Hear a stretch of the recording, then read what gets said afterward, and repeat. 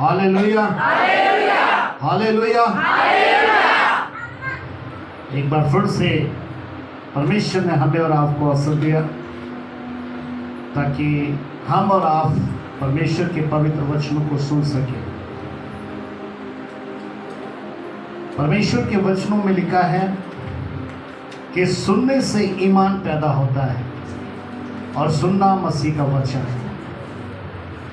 जब आप इसे सुनते हैं और सुनने के बाद इस वचन पर विश्वास करते हैं और जीवन के अंदर अपनाते हैं, उसके अनुसार आप जीवन जीते हैं, तो वो वचन भेज कर चंगा करता है। तो फिर जिन परेशानियों में हम होते हैं, तो वो अपने वचन के द्वारा जिसे सुनकर हमें ईमान लाते हैं। ईमान लाने का अर्थ होता है कार्य करने से। कि आप किसी चीज पर विश्वास करते हैं तो उसका मतलब होता है कि वही कार्य करना, उसी के अनुसार कार्य करना। तो परमेश्वर अपने वचन को भेजकर हमें चंगा करता है। इसलिए जो आज का वचन है, इसे आप ध्यान से सुनना। प्रभु यीशु मसीह ने अंत के दिनों में के विषय में कहा था कि अधर्म के बढ़ने से प्रेम ठंडा होगा, अधर्म बढ़ेगा। अब ये अधर्म बढ़ेगा कहां? आप कहां सोच रहे हैं? चौराहे पर, बाजारों में, मॉल में या दूसरों के घरों में या भवनों में, चर्च में, कहां पर? हर एक जगह पर, हर एक जगह पर कि अधर्म बढ़ेगा। अधर्म इसलिए बढ़ेगा ताकि प्रेम ठंडा हो। लिखा है कि अधर्म के बढ़ने से प्रेम ठंडा हो, लेकिन जो अंत तक धीरज धरेंगे उनका उद्धार होगा। आज देख रहे हैं कि लोगों में नफरत बढ़ती जा रही है। नफरतें, बैर, ईर्ष्या, ये बढ़ती जा रही है। अब ये क्यों बढ़ती जा रही है? और ये सिर्फ ये परिवारों में नहीं है, यह सिर्फ पड़ोसियों में नहीं है, ये समाज में नहीं है, ये सच्चाई के प्रति है, ये पवित्रताई के प्रति है, ये विश्वास के प्रति है, ये उन आत्मा के प्रति है जो आत्मा के फल हैं, जो प्रेम से शुरू होता है और संयम तक आता है। इनके प्रति इन नफरतें बढ़ रही हैं। एक इंसान है, एक विश्वासी है, वो पाप करना नहीं छोड़ता है, वचन को पूरा नहीं करता है, इसलिए जीवन के अंदर उसको छुटकारा नहीं मिलता है। तो एक दिन वो परमेश्वर के प्रति भी नफरत पैदा कर लेता है। क्या मैं भवन नहीं जाऊंगा, अब मैं वचन नहीं पढ़ूंगा, अब मैं प्रार्थना नहीं करूंगा। मेरे प्रियो, वो किसी से भी जब वो परमेश्वर से नफरत करता है तो वो लोगों के नजदीक चला जाता है, कि वो लोगों में प्यार ढूंढता है और जाकर परमेश्वर की निंदा करता है। यहां जी मैंने सब कुछ छोड़ दिया, पहले मैं प्रार्थना करता था, पहले मैं वचन पढ़ता था, पहले मैं भवन जाता था, मैंने भी सब कुछ बंद कर दिया है। वो जाकर लोगों में परमेश्वर की निंदा करता है। क्यों? क्योंकि सिर्फ नफरत। और ये नफरत, ये कहीं ना कहीं से ये नफरत एक आग बनकर एक आग का काम करती है कि जब ये हमारे हृदय के अंदर वास कर जाती है। ये कब वास करती है? कि अगर हम किसी को अपने प्रति बुरा सुनने, अगर हम किसी को अपने प्रति जो हमने उससे बोला हो उसने वो ना किया हो, हमारी बात को ना माना हो, या हमें तुच्छ जाना हो, कोई ना कोई एक रूप ले लेता है नफरत का, और वो नफरत बढ़ जाती है। लेकिन हम इस बात को भूल जाते हैं कि जो 7 बड़े पाप हैं उसमें झूठ भी है, उसमें लालच भी है, उसमें हत्या भी है, उसमें व्यभिचार भी है। तो उसी में जो 7 बड़े पापों में एक बड़ा पाप है, वो है नफरत। नफरत मेरे प्रियो, नफरत की दुनिया से बेहतर एक प्यार की दुनिया होती है, क्योंकि नफरत की दुनिया में आपको क्या मिलेगा? दुख, आंसू, पीड़ा, रोग, डिप्रेशन और बहुत सी जानलेवा बीमारी। ये कब है? ये नफरत में है। नफरत में। तो नफरत की दुनिया से बेहतर जो है वो प्रेम की दुनिया होती है, क्योंकि इस प्रेम की दुनिया में परमेश्वर अपने हर एक विश्वास करने वालों के प्रति वो उन आश्चर्य कर्म और उन करुणा को करते हैं, उन सुख शांति को देते हैं, उन आशीष और चंगाइयों को देते हैं। इसलिए मेरे प्रियो, हमें उस नफरत की दुनिया से बाहर निकलना है, उस नफरत के माहौल से बाहर निकलना है, उस नफरती मन से बाहर निकलना है, और हमने अपने मन को एक प्रेम की दुनिया में ले जाना है। क्योंकि परमेश्वर के वचन के अनुसार कि मनुष्य आरंभ से ही जो कुछ उसमें उत्पन्न होता है बुरा ही होता है, और मन के विषय में लिखा है कि उसमें असाध्य रोग लगा है।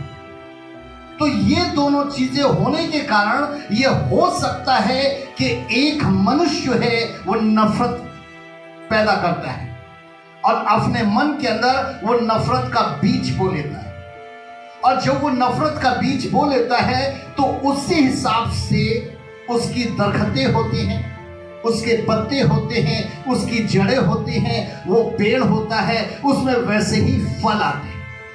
इसलिए मेरे प्रियो, जब हम और आप उस असाध्य रोग से ग्रसित हैं, तो इसलिए बैर जो है, नफरत जो है, वो जल्दी उत्पन्न होगी। और ये नफरत जो है, तो ये मसीह के प्रेम को भुला देगी। जब एक इंसान गुस्सा करता है, एक इंसान जब नफरत करता है, अगर एक नफरत करने वाला परमेश्वर के वचन को ना जानता, अगर एक नफरत करने वाला प्रेम के बातों को ना जानता, अनजान हो, तो उस पर पाप नहीं लगता। लेकिन पाप उसी पर लगता है जो जानता है और जानने के बाद वो कार्य करता है। इसलिए जब ये असाध्य रोग मन के अंदर लग जाता है तो हमारे नफरत उत्पन्न हो जाती है, और ये परमेश्वर के प्रेम को भुला देती है। और ये क्या काम करती है कि लिखा है कि लोग विश्वास से, प्रेम से, पवित्र आत्मा से और सच्चाई से अलगाव कर लेते हैं। ये खून खराबे कहां से आ गए? ये किसके कारण है? ये झगड़े, जो लड़ाई झगड़े हैं, ये किसके कारण है? ये थाना मुकदमा, ये किसके कारण है मेरे प्रियो? या अलगाव होना, जैसे तलाक होना, हत्याएं होना, व्यभिचार होना, ये क्यों है? ये नफरत की वजह से।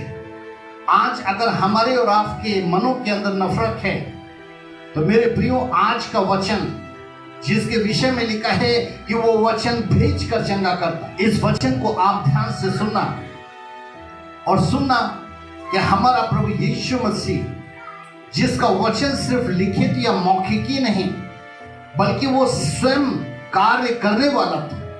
वो अगर कोई भी चीज हमें सिखाता है तो उसने सबसे पहले उन चीजों को किया है।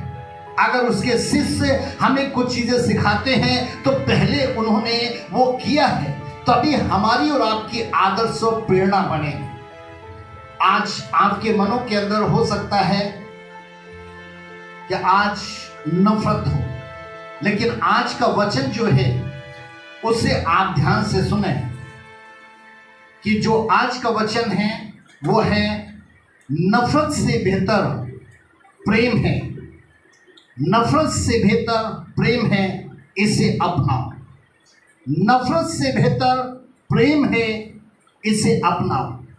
नफरत से बेहतर प्रेम है, इसे अपनाओ। क्योंकि नफरत अपनाओगे तो डिप्रेशन में जाओगे, गरीबी में जाओगे, अलगाव में जाओगे। जो अन्य प्रकार के रोग हैं, जो महारोग हैं, श्रापित रोग हैं, जानलेवा रोग हैं, उसमें जाओगे। अगर प्रेम को अपनाओगे सबका साथ होगा, आपके पास सुख और शांति होगी, आपके पास आनंद होगा, आपके पास आशीष होगी, आपके पास चंगाई होगी। इसलिए प्रभु यीशु मसीह ने कहा कि नफरत से बेहतर प्रेम है, इसे अपनाओ। आइए हम लोग देखते हैं कि कहां पर उन्होंने इन वचनों को कहा। मत्ती की किताब उसका 5 अध्याय, मत्ती किताब उसका 5 अध्याय और उसकी 43 से 48 तक, जरा इसे आप ध्यान से सुने। सुन चुके हो कि कहा गया था अपने पड़ोसी से प्रेम रखना और अपने बैरी से बैर।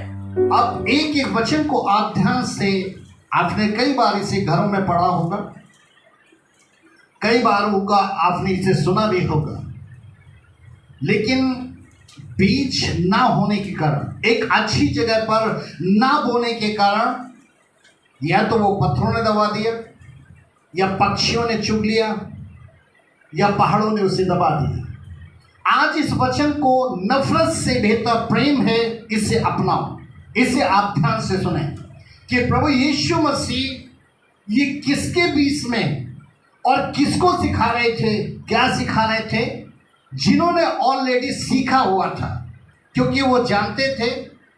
क्या जानते थे? फिर से पढ़िए। तुम सुन चुके हो कि कहा गया था अपने पड़ोसी से प्रेम रखना। क्योंकि वो ये जानते थे कि हमें अपने पड़ोसी से प्रेम करना है। और आगे बढ़िए। और अपने बैरी से बैर। और अपने बैरी से बैर। वो जिनके बीच में ये वचन सिखाया जा रहा था, उनके बीच में एक दूसरे के प्रति नफरत थी। और वो कहते थे कि हम परमेश्वर के मानने वाले लोग हैं। वो कहते थे हम मसीही लोग हैं। जैसे आज हम अपने नाम के साथ में क्या नाम लगाते? मसीह। लेकिन वो नाम के आगे तो लगा लिया मसीह, लेकिन वो मसीह क्या हमारे नाम की आदर्श और प्रेरणा बरकरार है? इसलिए वो उनके बीच में जो इस बात को जानते थे कि अपने पड़ोसी को प्रेम करो और बैरियों से बैर करो, यीशु मसीह क्या कह रहे हैं? सुने। परंतु मैं तुमसे ये कहता हूँ, प्रभु ने कहा परंतु मैं तुमसे ये कहता हूँ, परंतु मैं तुमसे ये कहता हूं, तुम सुन चुके हो, लेकिन वो अब ना सुन के जो मैं तुम्हें बता रहा हूं वो सुनो। क्या? कि अपने बैरियों से प्रेम रखो। अब 2 चीजें यहां पर हैं। प्रभु यीशु मसीह ने हमें सिखाया कि अपने बैरियों से हमें प्रेम रखना है। अपने बैरी से हमें प्रेम रखना है, नफरत नहीं। हमने अपने बैरी से प्रेम रखना, नंबर 1। और नंबर 2, और अपने सताने वाले के लिए प्रार्थना करो। और नंबर 2, अपने सताने वालों के लिए प्रार्थना करना। क्योंकि अगर आपने जो आपको सता रहे हैं और आपने प्रार्थना नहीं की, तो आप सताओं में आकर डिप्रेशन में चले जाएंगे, अपना आपा खो देंगे, और जिस चट्टान पर खड़े होंगे वो चट्टान आपको कमजोर बनाएगी। आप कमजोर बन जाएंगे, आप हताश हो जाएंगे। क्योंकि सताने वाले जो आपके बैरी होंगे वो इस तरीके से सताने की कोशिश करेंगे कि आपको कमजोर होना ही पड़ेगा। लेकिन उस वक्त में आपको जरूरत पड़ेगी प्रार्थना की। इसलिए परमेश्वर के पवित्र वचन में लिखा है कि सताने वालों के लिए प्रार्थना करो। दाऊद ने कितनी प्रार्थनाएं की थी? दाऊद ने सताने वालों के लिए कितनी प्रार्थनाएं की थी? प्रार्थनाओं करने का अर्थ होता है परमेश्वर के हाथ में सौंपना। कि अगर जो आपको सताते हैं, आपने उनको परमेश्वर के हाथ में सौंपना है, ना कि वो नफरत आपने अपने मन में रखनी है। आपने परमेश्वर के हाथ में सौंप देना, क्योंकि परमेश्वर जो है तो वो हमारा और आपका एक सच्चा न्यायी है। परमेश्वर हमारा और आपका एक सच्चा न्यायी है। जरा आगे सुनिए, जब हम अपने बैरियों को प्रेम करेंगे और सताने वालों के लिए प्रार्थना करेंगे तो क्या होगा, जरा सुनिए आप। जिससे तुम अपने स्वर्गीय पिता की संतान ठहरोगे, तभी हम स्वर्गीय पिता की संतान ठहरेंगे। अगर आज हम नफरत से भरे हुए हैं, आज अगर हम किसी के कारण परमेश्वर को दोषी ठहराएं, किसी के कारण उस पर हम शक करें, उसकी पवित्र आत्मा पर शक करें, उसकी सच्चाई पर शक करें, तो मेरे प्रियो, खुदा के कलाम के मुताबिक ये हमारा अविश्वास है, ये हमारी कमजोरी है। क्योंकि परमेश्वर के वचन के मुताबिक हमें परमेश्वर की स्वर्गीय पिता, परमेश्वर की संतान हम कब कहलाते हैं, जब हम अपने बैरियों से प्रेम रखते हैं और सताने वालों के लिए प्रार्थना करते हैं। आगे जरा सुनिए आप। क्योंकि वो भले और बुरे दोनों पर अपना सूर्योदय करता है, और धर्मी और अधर्मी दोनों पल में भर सकता है। परमेश्वर भले और बुरे दोनों का है। परमेश्वर धर्मी और अधर्मी दोनों का है। राजाओं का मन परमेश्वर के हाथ में बहते जल के समान है, जिधर वह वो जोड़ सकता है तो उसके मर्जी के मुताबिक ही इस जमीन पर कोई भला बनता है तो कोई बुरा बनता है, कोई धर्मी बनता है तो कोई अधर्मी बनता है। बगैर परमेश्वर की इच्छा के कुछ भी नहीं होता। पहला यूहन्ना 3 अध्याय में लिखा है कि जिसमें परमेश्वर का बीज बना रहता है वो पाप कर ही नहीं सकता। तो परमेश्वर का बीज जो है वो किसमें बना रहता है? बीज का मतलब वचन से होता है कि वचन किसके उठा लिया जाता है, क्योंकि परमेश्वर ने हर एक व्यक्ति के जीवन में अपने उस सुसमाचार को पूरा होने के लिए एक प्लानिंग की है, एक योजना बनाई है, एक योजना बनाई है। आगे जरा सुने आप। क्योंकि यदि तुम अपने प्रेम रखने वालों ही से प्रेम रखो तो तुम्हारे लिए क्या फल होगा? क्या महसूल लेने वाले भी ऐसा ही नहीं करते? और यदि तुम केवल अपने भाइयों ही को नमस्कार करो तो कौन सा बड़ा काम करते हैं? क्या अन्य जाति भी ऐसा नहीं करती? इसलिए चाहिए कि तुम सिद्ध बनो जैसा तुम्हारा स्वर्गीय पिता सिद्ध। नंबर 2, अगर हम स्वर्गीय पिता की संतान हैं तो हम सिद्ध होंगे। जो इंसान सिद्ध है वो परमेश्वर की संतान है, और जो इंसान सिद्ध नहीं है वो परमेश्वर की संतान नहीं है। आप जरूर कह सकते, हम जरूर कह सकते कि हम परमेश्वर की संतान हैं, लेकिन क्या हम सिद्ध हैं? मेरे प्रियो, हमें सिद्ध बनने के लिए प्रभु यीशु मसीह के आदर्श और प्रेरणा को अपनाना चाहिए।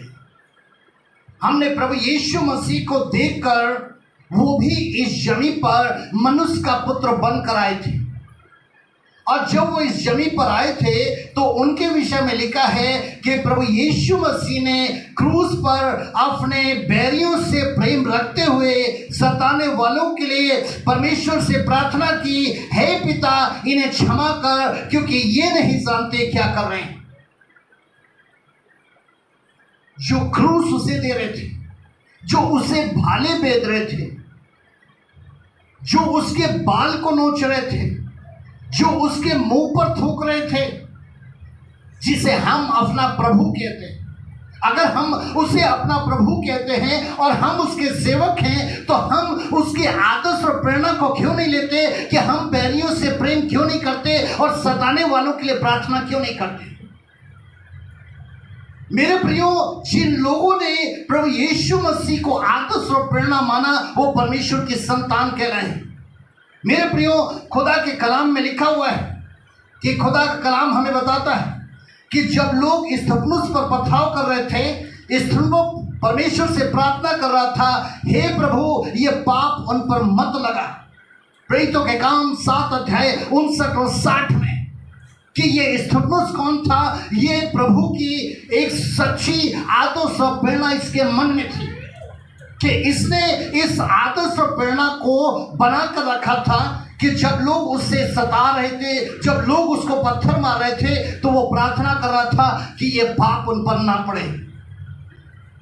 मेरे प्रियो, खुदा के कलाम के मुताबिक पौलुस कहते हैं, लोग हमें बुरा कहते हैं, हम आशीष देते हैं, वो सताते हैं, हम सहते हैं, वो बदनाम करते हैं, हम विनती करते हैं। 1 कुरिन्थियों 4 अध्याय की 12वीं और 13वीं आयत में। तो मेरे प्रियो, जिन शिष्यों ने, जिन विश्वासियों ने प्रभु यीशु मसीह को अपनी आदर्श और प्रेरणा माना, तो उन्होंने बैरियों से प्रेम किया और सताने वालों के लिए प्रार्थना की। लेकिन आज हम किस मोड़ पर खड़े हैं मेरे प्रियो? हम कौन से स्थान पर खड़े हैं?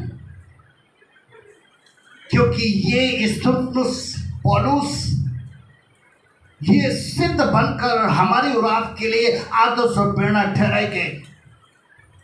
इन्होंने अपने जीवन के अंदर, अपने मनों के अंदर किसी के प्रति भी नफरत नहीं रखी, ईर्ष्या नहीं रखी, क्रोध नहीं रखा और नफरत में कोई कार्य नहीं किया, बल्कि इन्होंने सदा एक सा ही व्यवहार उस प्रेम का बनाकर रखा। दुख में भी, सुख में भी, सताओं में भी, हर चीज में उन्होंने परमेश्वर के प्रेम को हमेशा अपने मनों में बनाकर रखा। इसलिए मेरे प्रियो, खुदा के कलाम के मुताबिक जब हम बैरियों से प्रेम करते हैं और सताने वालों के लिए प्रार्थना करते हैं, हम स्वर्गीय पिता के संतान कहलाते हैं। क्यों?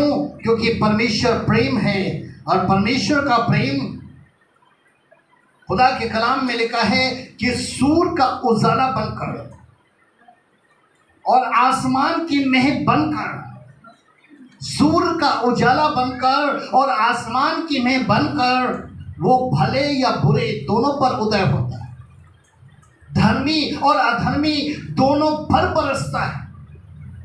तो हमें भी मेरे प्रिय ध्यान रखना चाहिए कि सब कुछ परमेश्वर के हाथ में है और परमेश्वर क्या नहीं कर सकता।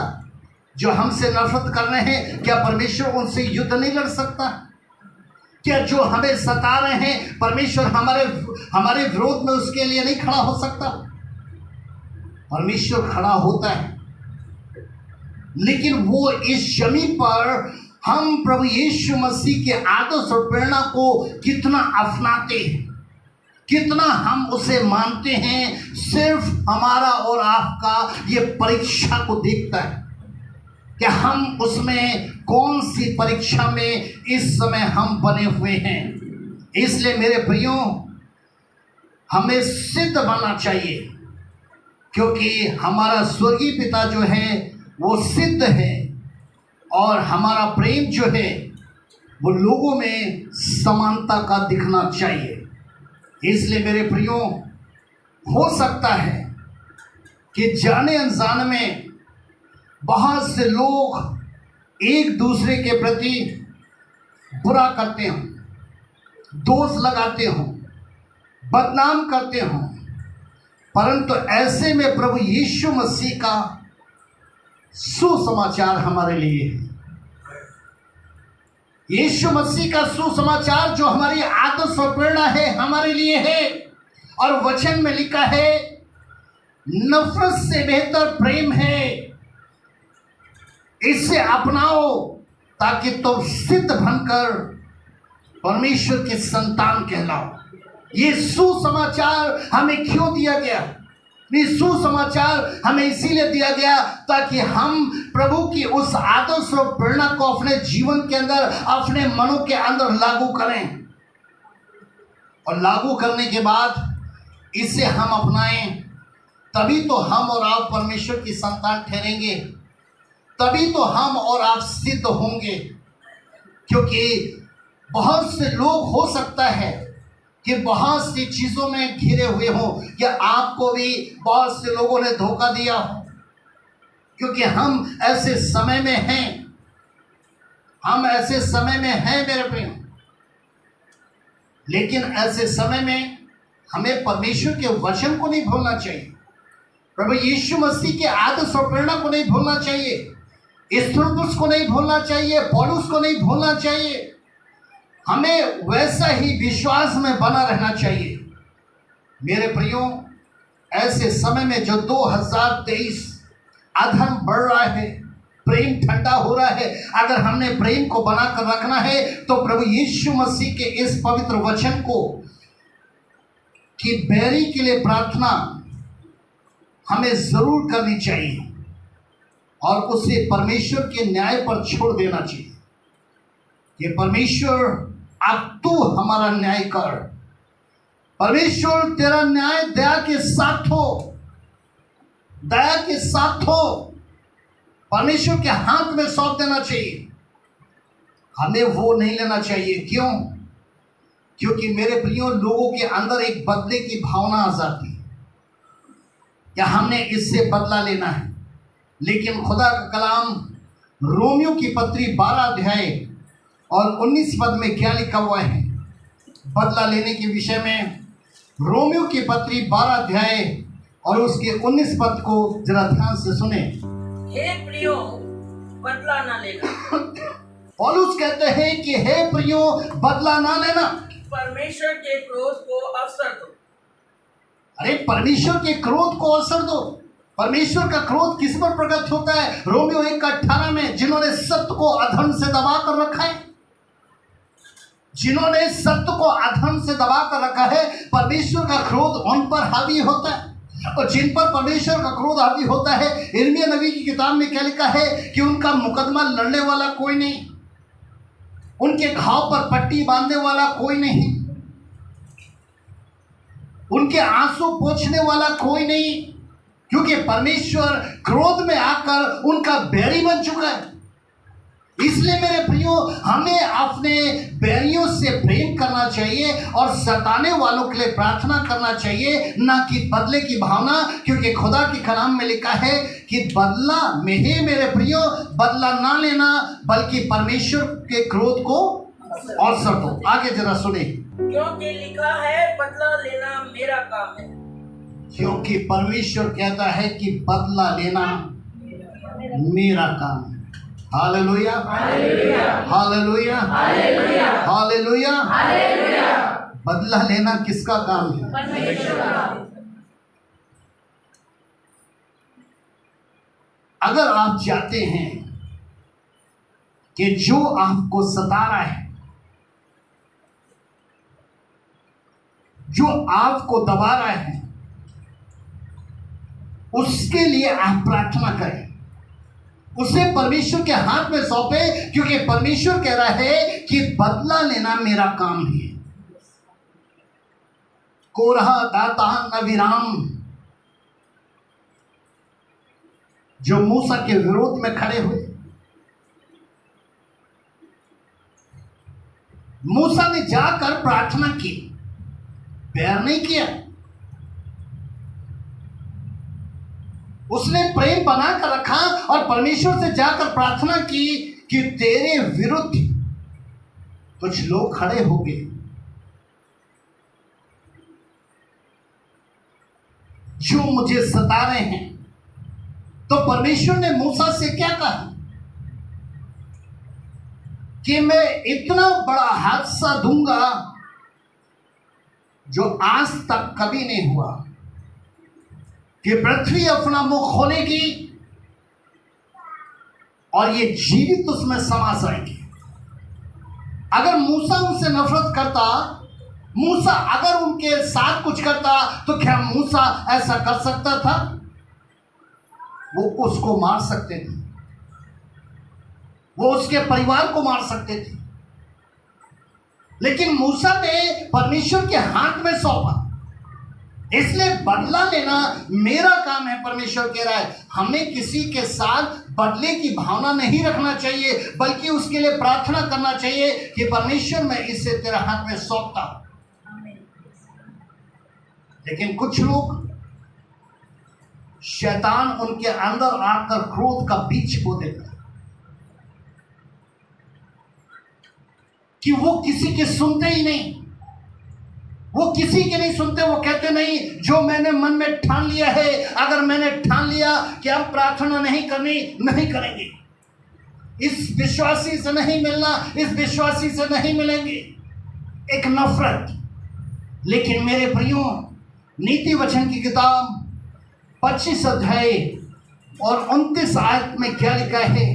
नीति वचन की किताब उसका 25 अध्याय और उसके 29 पद में क्या लिखा है? लिखा है, मत कहे जैसा उसने मेरे साथ किया है वैसा मैं भी उसके साथ करूंगा। यहां पर लिखा है, मत कहे जैसा उसने मेरे साथ किया है वैसा मैं भी उसके साथ करूंगा और उसको उसके काम का बदला दूंगा। मेरे प्रियो, आज बहुत से लोग जो जिद बनाकर रखते हैं, आज बहुत से लोग जो अपने मनों के अंदर इस नफरत को बोल लेते हैं कि उसने बुरा किया है, मैं बुरा करूंगा, उसने मेरे साथ नफरत की है, मैं नफरत करूंगा, मैं कमजोर नहीं हूं, मैं किसी से कम नहीं हूं, मैं उसका ये कर सकता हूं। मेरे प्रियो, ये बदले की भावना को निकालें। हम और आप मसीही लोग हैं, हम और आप प्रभु यीशु मसीह की आदर्श और प्रेरणा हैं। वो प्रभु यीशु मसीह जो इस जमीन पर सारे पापियों को क्रूस पर जो उसे सता रहे थे, जो उसके बैरी थे, उसके लिए उसने स्वर्गीय पिता से प्रार्थना की, हे पिता ने क्षमा कर, लूका 23 का 34 के अनुसार। इसलिए लिखा है, मत कहे जैसा उसने मेरे साथ किया है वैसा मैं भी उसके साथ करूंगा और उसको उसके काम का बदला दूंगा। मेरे भाइयों, परमेश्वर आपके विषय जानता है, क्योंकि परमेश्वर ने आपको बनाया। परमेश्वर आपकी क्षमता को जानता है, परमेश्वर आपके मन के वजन को जानता है, परमेश्वर आपकी ऊंचाई नीचाई गहराई को जानता है। मेरे प्रियो, उसने आपको बनाया है और वो सब कुछ जानने वाला परमेश्वर है और उससे कुछ भी ऐसा नहीं जो छुप जाए, ऐसा कुछ भी नहीं जो हमारे विषय में जान ना सके। इसलिए मेरे प्रियो, उस वक्त जिस वक्त आपके पास सताव आए या जिस वक्त आपके विषय में कुछ ऐसी बातें आए जिससे आपको ठेस पहुंचे, अपने मन में नफरत लेकर ना आए, आप प्रभु यीशु मसीह की आदर्श और प्रेरणा को याद करें। आप स्थिफनुस उसकी आदर्श और प्रेरणा को याद करें। आप पौलुस पहला कुरिन्थियों उसकी आदर्श और प्रेरणा को याद करें। इन वचनों को अपने हृदय के अंदर बना के रखें ताकि वो अधर्म आपके घरों के अंदर, आपके मनों में सवार ना हो सके। मेरे प्रियो, हमें अपने सताने वालों के लिए प्रार्थना करना चाहिए, क्योंकि इस जमीन पर परमेश्वर दोनों पर अपना सूर उदय करता है। परमेश्वर दोनों पर अपनी मेघ बरसाता है, लेकिन जो उसका फल होता है, जो उसका न्याय होता है, वो धर्म के अनुसार होता है, वो सच्चाई के अनुसार होता है। इसलिए वचन में क्या लिखा है? नीति वचन की किताब उसका 24 अध्याय और 20 पद पढ़ दीजिए। नीति वचन, क्योंकि बुरे मनुष्य को अंत में कुछ फल न मिलेगा। लिखा है कि अगर कोई भी इंसान बुरा बनकर आपके साथ बुराई कर रहा है, अगर कोई भी इंसान आपके साथ छुपकर आपकी चुगली कर रहा है, आपको बदनाम कर रहा है, आपको झूठा दोष लगा रहा है, यहां पर क्या लिखा है? जरा फिर से पढ़िए। क्योंकि बुरे मनुष्य को अंत में कुछ फल ना मिलेगा। बुरे मनुष्य को अंत में कुछ फल न मिलेगा, बल्कि क्या लिखा है? दुष्टों का दिया बुझा दिया जाएगा। लेकिन इनका जो दिया है वो बुझा दिया जाएगा। जबकि प्रभु यीशु मसीह इस जमीन पर धुआं देती हुई बाती को चिराग में तब्दील करने के लिए आए। लेकिन यहां पर लिखा है कि दुष्टों का दिया हमेशा के लिए बुझा दिया जाएगा।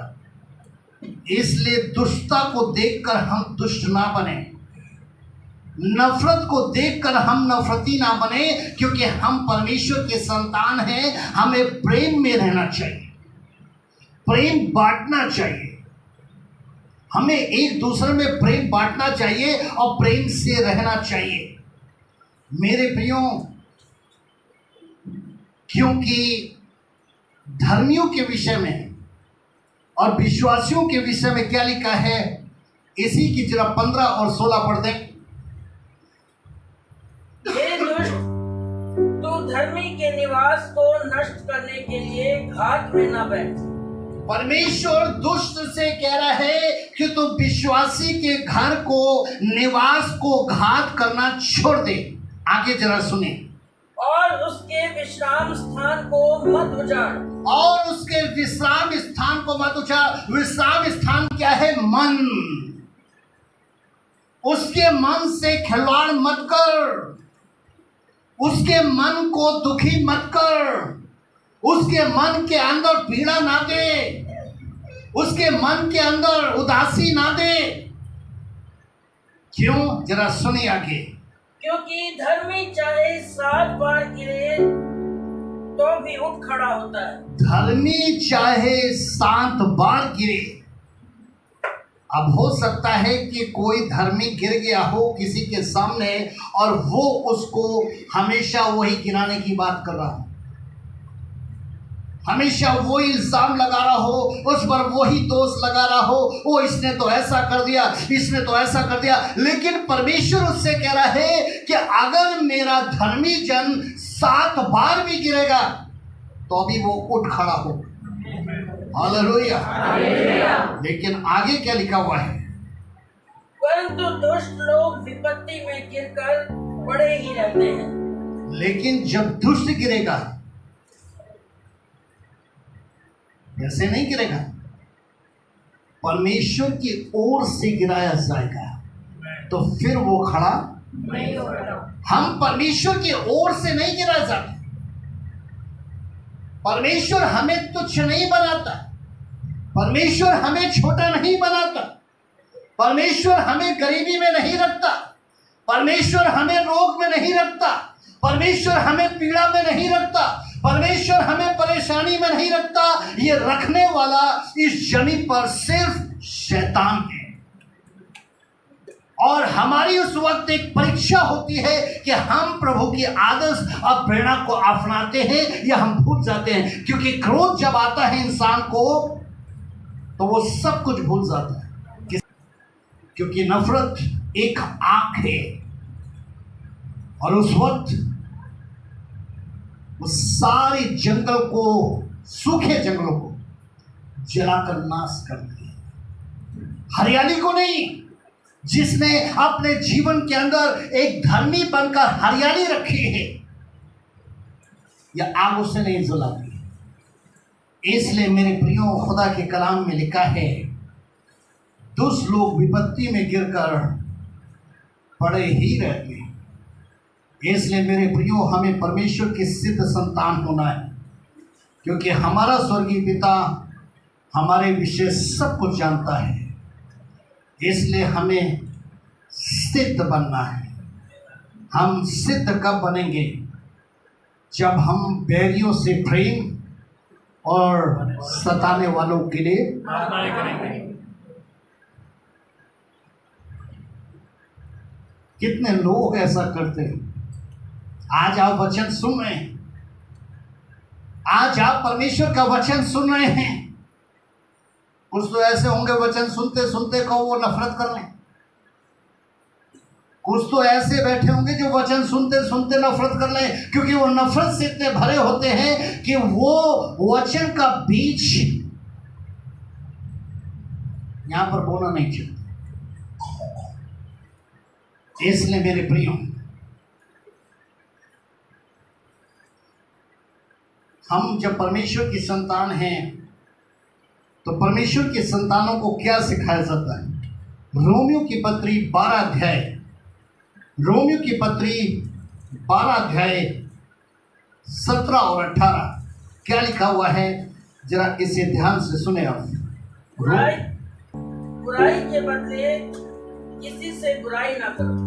पहली चीज आप मन में बसा लें कि अगर आप किसी से मिले हैं या कोई आपसे मिला है, चाहे घर में, भवन में, दुकानों में, कहीं पर भी, और वो आपके विषय में किसी की बुराई करता है,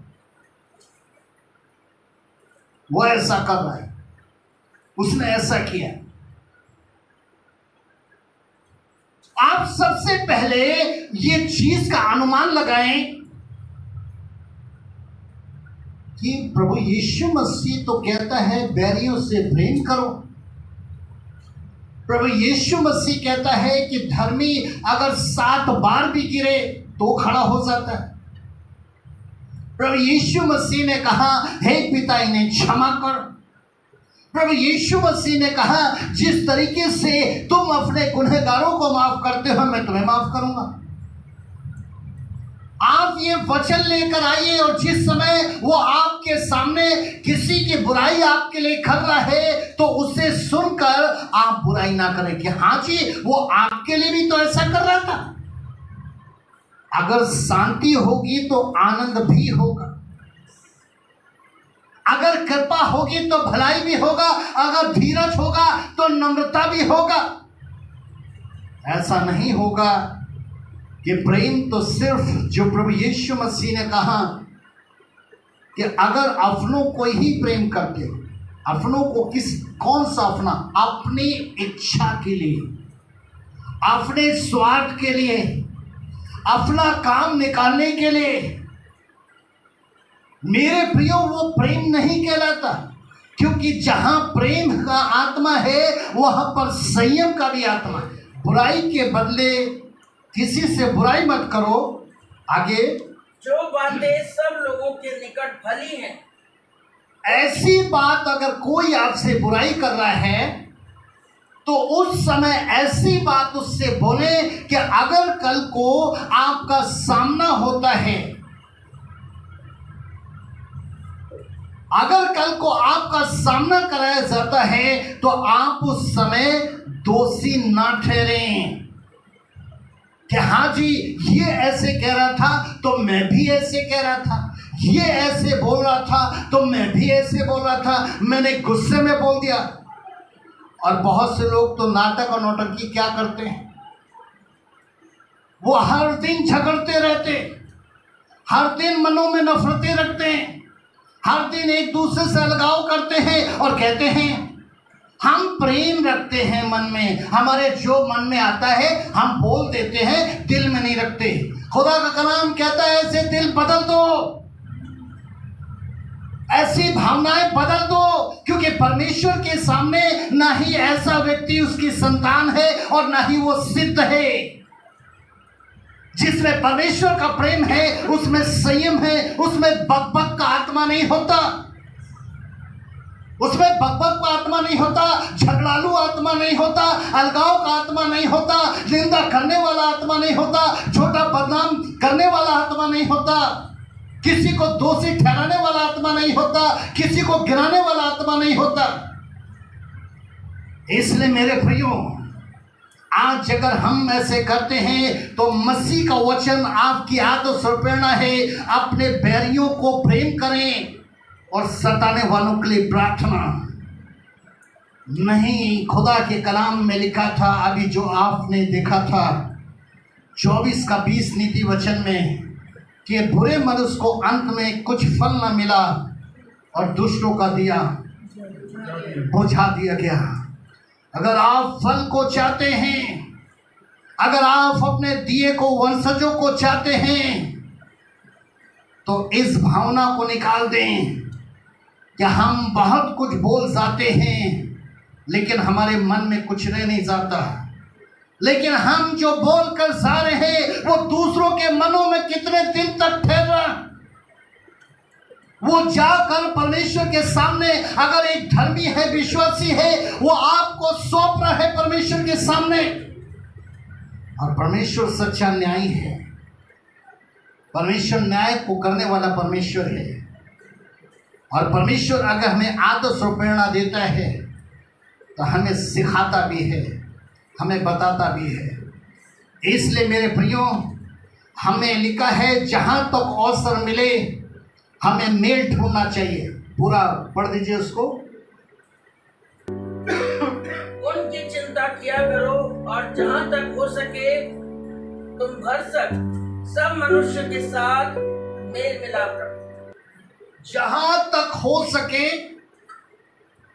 आखिरी सांस तक एक जोड़ने का काम करें,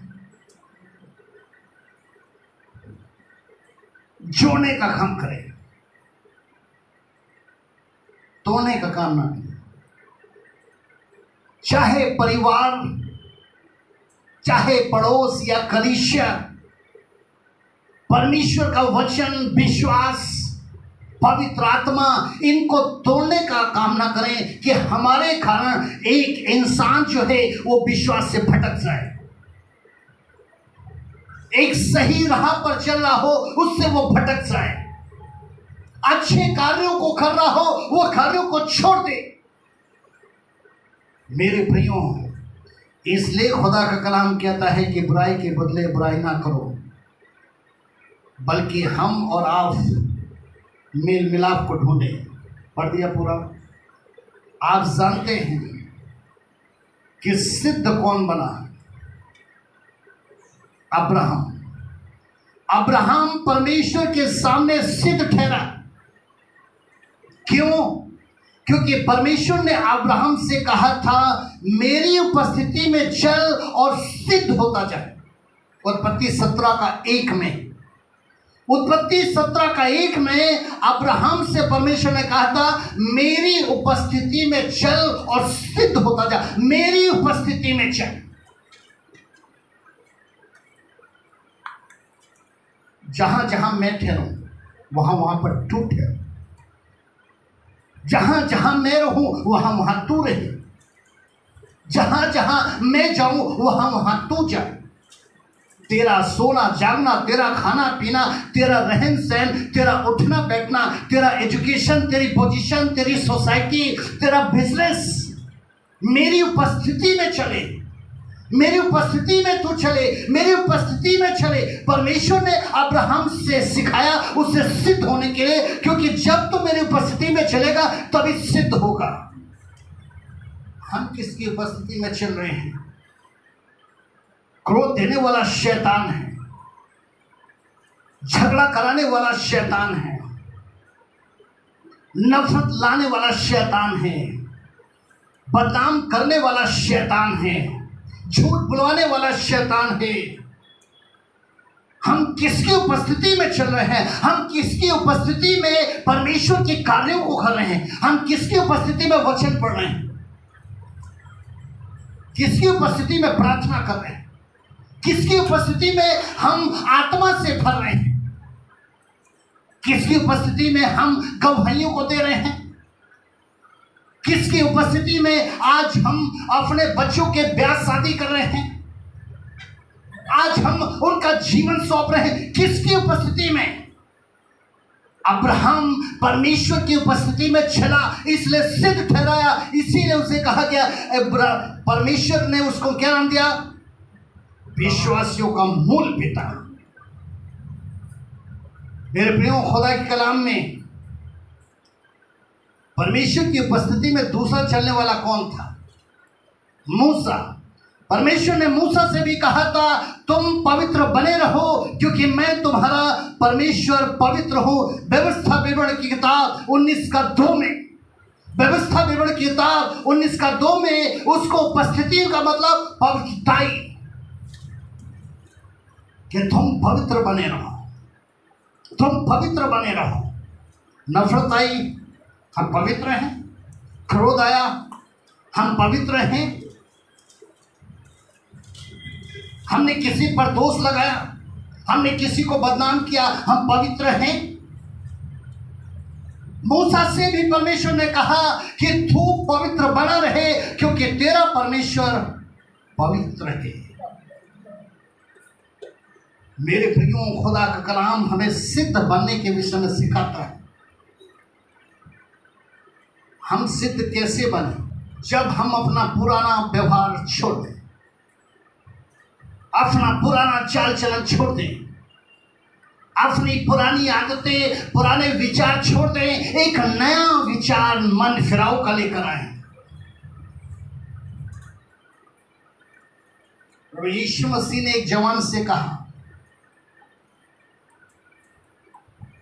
प्रभु यीशु मसीह ने एक जवान से कहा, यदि तो सिद्ध होना चाहता है कि जो कुछ तेरे पास से, उसे बेचकर कंगालों में बांट दे, क्योंकि स्वर्ग में तुझे धन मिलेगा, और आकर मेरे पीछे हो गई। मत्ती 19:21। हम सिद्ध कैसे बनेंगे? ये जवान प्रभु यीशु मसीह के सामने आया था, सिद्ध बनकर आया था कि मैं तेरी उपस्थिति में चलता हूं, मैं सिद्ध हूं। इसलिए प्रभु से कह रहा था कि इन आज्ञाओं को तो मैं लड़कपन से मानता आया। उम्र क्या हो गई आपकी? कितने साल के हो गए? कितने सालों से आप प्रभु में हैं, लेकिन ये पुराने विचार नहीं बदले, ये पुराना व्यवहार नहीं बदला, ये पुरानी आदतें नहीं बदली, ये पुराना रवैया नहीं बदला, ये पुराना तमाम प्रकार के जो मतभेद नहीं बदले। वर्षों से आप प्रभु में हैं, बपतिस्मा लिया, कुछ दिन प्रभु में ठीक रहे, 3 महीने के बाद जो आदतें शुरू की, आज 20 साल हो गया, आज 15 साल हो गया, आज 10 साल हो गया, आज 5 साल हो गया, लेकिन वही पुराना व्यवहार नफरत का। नफरत से बेहतर प्रेम है, इसे अपनाओ। नफरत से बेहतर प्रेम है, इसे अपनाओ, इसे लोगों में बांटो, परिवार में बांटो, पड़ोस में बांटो, समाज में बांटो। हर जगह धन कहलाओगे, बच्चे भी गुणगान देंगे, बच्चे भी अच्छा कहेंगे, बच्चे हमेशा जुड़कर रहेंगे, बच्चे कभी दूरियां नहीं बनाएंगे। लेकिन अगर हम नफरत के साथ परिवारों में भी रहेंगे, तो परिवार भी हमें कबूल नहीं करेगा। पड़ोस तो बहुत दूर की बात है, समाज तो बहुत दूर की बात है, आपका परिवार भी आपको अपनाएगा नहीं, वो भी आपको जुदा कर देगा, वो भी आपसे अलग रहना पसंद करेगा। इसलिए आज का वचन है, एंड टाइम प्रोफेटिक मैसेज है। प्रभु यीशु मसीह का आत्मा कह रहा है, नफरत से बेहतर प्रेम है, इसे अपनाओ, इसे अपनाओ, इसे अपनाओ।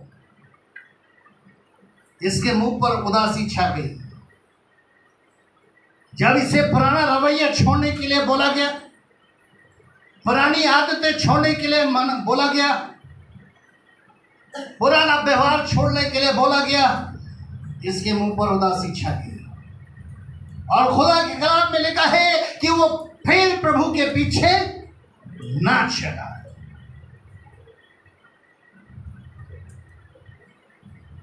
नफरत से बेहतर प्रेम है, इसे अपनाओ। बोले, जरा एक दूसरे की तरफ देखते हुए बोले,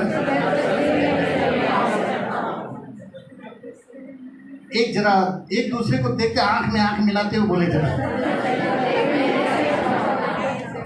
और जहां कहीं पर भी आपके परिवार में, जहां पर भी आपको नफरत की बू लगे कि पापा में नजर आ रही है, मम्मी में नजर आ रही है, या मम्मी पापा देखें कि बेटा बेटी में नजर आ रही है, बस इस आदर्श और प्रेरणा को उसी समय बोलना, क्या?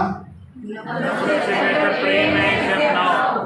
आमीन, आमीन, आमीन। आमीन। इसलिए मेरे प्रियो, एक आखिरी वर्सेस जो हमारी और आपके लिए जो वचन की मांग है, लिखा है, पौलुस कह रहे हैं, शरीर और आत्मा की मलिनता से अपने आप को शुद्ध करें। लिखा है, शरीर और आत्मा की मलिनता से अपने आप को शुद्ध करें। अपने आप को किससे शुद्ध करना है? शरीर और आत्मा से। शरीर और आत्मा से आप शुद्ध कब होंगे? जब आपके मन के अंदर नफरत नहीं होगी, बैर नहीं होगा, किसी के प्रति आपके मनों में नफरत नहीं होगी, बैर नहीं होगा, ईर्ष्या नहीं होगी, जलन नहीं होगी, तब शरीर और आत्मा में शुद्धता पैदा होगी। और आगे लिखा हुआ है, और परमेश्वर के भय में रहते हुए पवित्रता को सिद्ध करें। हम परमेश्वर की पवित्रता को सिद्ध कैसे कर सकते हैं? जब हम अपने मनों से नफरत को दूर करें, हम उन तमाम प्रकार के बैर को दूर करें, सिर्फ ये सोचकर कि प्रभु यीशु मसीह ने हमें इस जमीन पर भेजा है और हम उसकी संतान हैं, हमसे बेहतर हमें हमारा प्रभु देखना चाहता है, हमसे बेहतर हमारा प्रभु हमारे लिए कुछ करना चाहता है। बस उस पर आशा रखें, अपने बैरियों से प्रेम करें और सताने वालों के लिए प्रार्थना करें। परमेश्वर आपको आशीष देगा, और जो आपके साथ गलत कर रहे होंगे तो उनको उसका फल मिलेगा।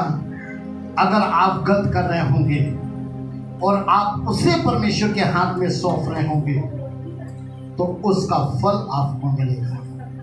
इसलिए मेरे प्रियो, आज का ये वचन जो प्रभु यीशु मसीह ने आपसे कहा है कि नफरत से बेहतर प्रेम है, इसे अपनाओ।